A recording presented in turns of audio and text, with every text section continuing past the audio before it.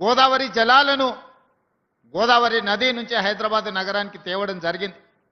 ఇవే కాదు, మంజిరా నుంచి హైదరాబాద్ నగరానికి తాగునీటిని తీసుకొచ్చి ఈ ప్రాంతంలో వివిధ రాష్ట్రాలు వివిధ దేశాల నుంచి ఉద్యోగ ఉపాధి కోసం వచ్చే వాళ్ళకి ఆశ్రమం ఇవ్వడమే కాదు, అన్ని మౌలిక వసతులను ఆనాటి ప్రభుత్వాలు ఏర్పాటు చేయబట్టే ఈరోజు ఈ ప్రాంతం గొప్పగా అభివృద్ధి చెందింది.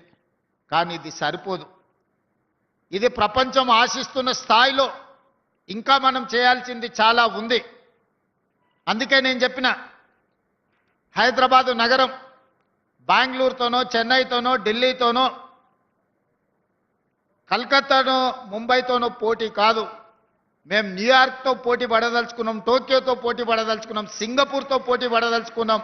ఇవాళ ప్రపంచాన్ని మనం కూర్చున్న దగ్గర అరచేతిలో ప్రపంచాన్ని చూడగలుగుతున్న మనం మన నగరాన్ని ప్రపంచ స్థాయి నగరంగా తీర్చిదిద్దుకోవడానికి మనకు చేతనవుతుంది. మనకు సాంకేతిక నైపుణ్యం ఉంది, మన దగ్గర అన్నీ ఉన్నాయి.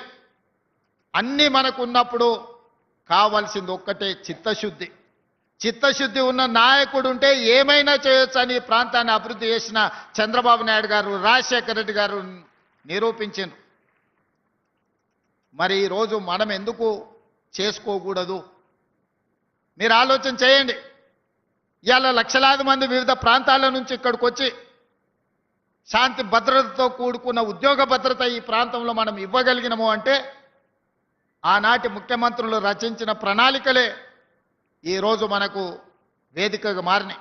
గచ్చిబౌలి స్టేడియంలో అంతర్జాతీయ క్రీడల్ని మనం నిర్వహించినాం, ఆఫ్రో ఏషియన్ గేమ్స్ నిర్ణయించినాం, కామన్వెల్త్ గేమ్స్కు సంబంధించి ఈరోజు మనం అంత ఇన్ఫ్రాస్ట్రక్చర్ మనం చేసుకోగలిగినాం.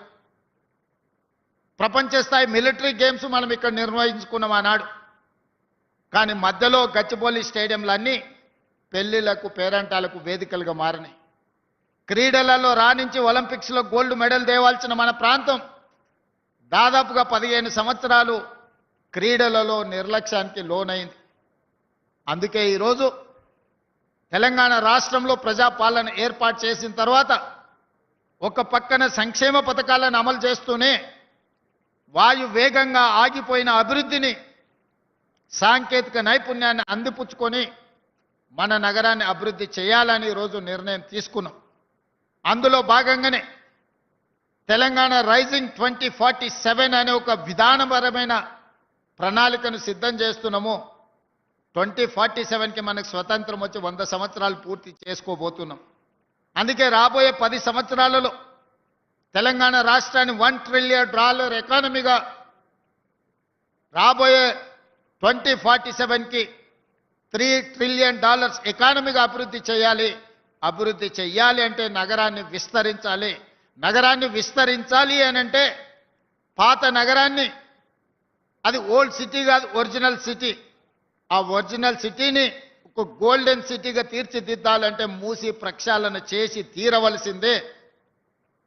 గుజరాత్లో సబర్మతి రివర్ ఫ్రంట్ కట్టుకుంటారు, ఉత్తరప్రదేశ్లో గంగా రివర్ ఫ్రంట్ కట్టుకుంటారు, ఢిల్లీలో యమునా నది ప్రక్షాళన చేసుకుంటారు. గుజరాత్ సబర్మతి ప్రక్షాళన చేయొచ్చు, ఢిల్లీ యమునా నది ప్రక్షాళన చేయొచ్చు, ఉత్తరప్రదేశ్ ఈరోజు అక్కడ ఉండే నదులను ప్రక్షాళన చేసుకుంటే మరి హైదరాబాదు నగరంలో ఉన్న హైదరాబాదు నగర ప్రతిష్టను పెంచే మూసీ నది ప్రక్షాళన ఎందుకు చేసుకోకూడదని నేను మిమ్మల్ని అందరూ అడుగుతున్నాను. ఎందుకు అడ్డుపడుతున్నారు? అడ్డుపడుతున్న ఆలోచన ఏంది? వాళ్ళ విష ప్రచారం ఏంది? మూసీ నదిలో మురికిలో బ్రతకాలని ఎవరైనా పేదవాడు కోరుకుంటాడా? ఏ విధి లేనోళ్ళు, ఏ అవకాశం లేనోళ్ళు, ఎక్కడ నివసించడానికి గజం స్థలం దొరకనోళ్ళు ఈరోజు మూసీ మురికిలో నివసిస్తున్నారు. వాళ్ళందరికీ ఇల్లు కట్టిద్దాం, వాళ్ళందరికీ వాళ్ళ పిల్లలకు మంచి చదువులు ఇద్దాం, వాళ్లకు మంచి అవకాశాలు కల్పిద్దాం. ఆనాడు రాజీవ్ స్వగృహ ద్వారా మధ్యతరగతి కుటుంబాలకు ఇంటి కళ, సొంత ఇంటి కళను ఆనాడు రాజీవ్ స్వగృహ ద్వారా పట్టణాలలో ఇచ్చినాం. మళ్ళీ మధ్యలో 15 సంవత్సరాలు ఆగిపోయింది. డబుల్ బెడ్రూమ్ అనే ఆశ చూసినాం, అది ఆకాశంలోనే కనిపించింది. అహనా పెళ్ళంటలో కోట శ్రీనివాస్ గారు కోడి పైన కట్టి కింద తెల్లబువ్వ తిన్నట్టు డబుల్ బెడ్రూమ్ ఇల్లు మనకు అహనా పెళ్ళంటలో ఏలాడదీసిన కోడిలాగా కనిపించింది తప్ప మనకెవరికి అందుబాటులోకి రాలేదు. అందుకే ప్రక్షాళనతో పాటు పారదర్శకమైన పరిపాలనతో పాటు మధ్య తరగతి సగటు జీవికి రాజీవ్ స్వగృహ ద్వారా మళ్ళీ ఇండ్ల పట్టాలు ఇండ్లు ఇవ్వాలన్న ఆలోచన చేయడమే కాదు, మా మంత్రులు శ్రీనివాసరెడ్డి గారికి మా శ్రీధర్ బాబు గారికి నేను సూచన చేస్తున్నా, పేదల కోసం స్థలాలు వెతకండి. వాళ్లకు సరసమైన ధరలకు ఇంటి స్థలాలు ఇవ్వడమే కాదు, ఇల్లు కట్టుకోవడానికి అవసరమైన సహాయాన్ని అందించాల్సిన బాధ్యత మన అందరి మీద ఉన్నది. ఈరోజు 100 కోట్లకు పైగా ఎకరం ఈ ప్రాంతంలో భూమి అమ్ముడు పోతుంది. మరి కోటీశ్వరులు మాత్రమే కొనుక్కోగలరు. మధ్యతరగతి సగటు జీవి